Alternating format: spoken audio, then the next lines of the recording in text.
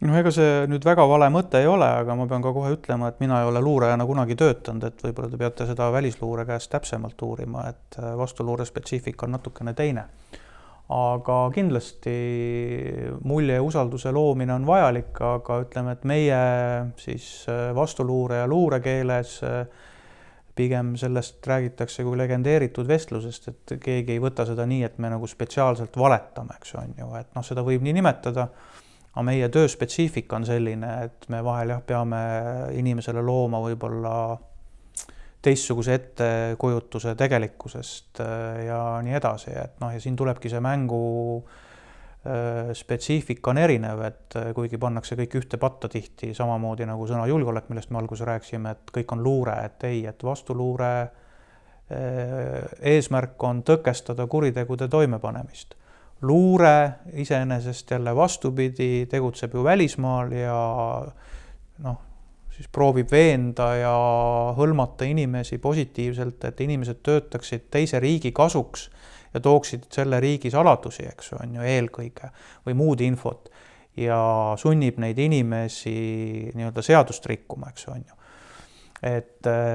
seal ma ütleksin, et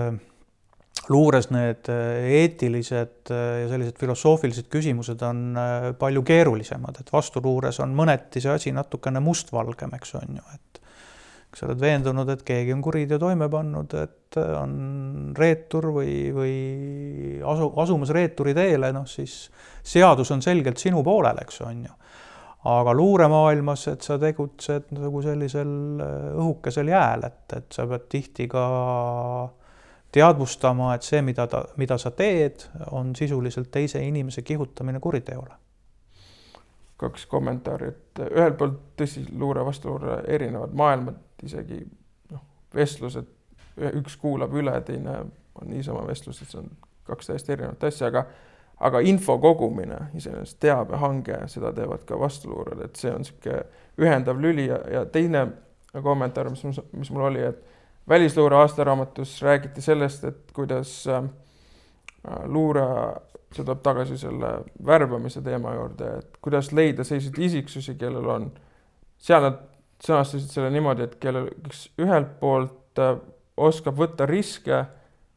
on selline hulljulge seikle, aga teiselt poolt on nagu raamatupidaja, kes oskab pärast sellega kõik kirja panna, mis ta tegi ja olla selline, kuidas öelda, kohustutundlik inimene, et luure puhul, et noh, mina kasutasin sõna petta, valetada, aga teiselt poolt, kes oleks ka aus ja õiguskuulekas ja kes ei petaks neid inimesi, kes sind sinna välismaailma saadavad, et siin on sellised vastuolulised isikuomadused, mis peaksid ühes inimeses füüsilises ajas ja ruumis samal ajal väljenduma, et mõtteid selle kohta. No eks ta nii on jah, ega see iseenesest, mis te enne küsisite, ei ole ju vale, et seda võib ka nimetada jah, et inimestele valetatakse ja nii edasi ja et ta selles mõttes ongi keeruline, et mul on endal kogemus ühe inimesega, kes kaitsepolitseis vahetas esmalt töökohta ja lõpuks kaitsepolitseist ka lahkus, et tema näiteks ütles, et tema ei saa minna inimesega vestlema ja talle nii-öelda valetada just nii, nagu teie seda kirjeldasite. Et sellist legendi luua, et saab väga hästi mujal hakkama, ei ole mingi küsimus, et noh, mõnede jaoks selline õiglustunne on, ütleme, need barjäärid on väga kõrgel kuidagi, et ta ei saa sealt künnisest üle minna, et mõnedel on need jälle väga madalad, aga eks ta ongi ka keeruline selles suhtes, et kui sa kogu aeg, ütleme just luure puhul kallutad inimesi kuritegudele, et siis seal võib tekkida jah, pika töö käigus see, et sa hakkad seda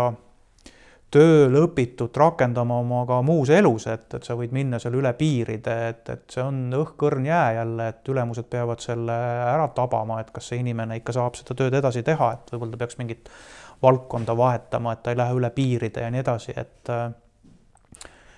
et see inimloomus on jah, selles asjas lahutamatult seotud, ja kui see järelevalve on korralik, siis võib-olla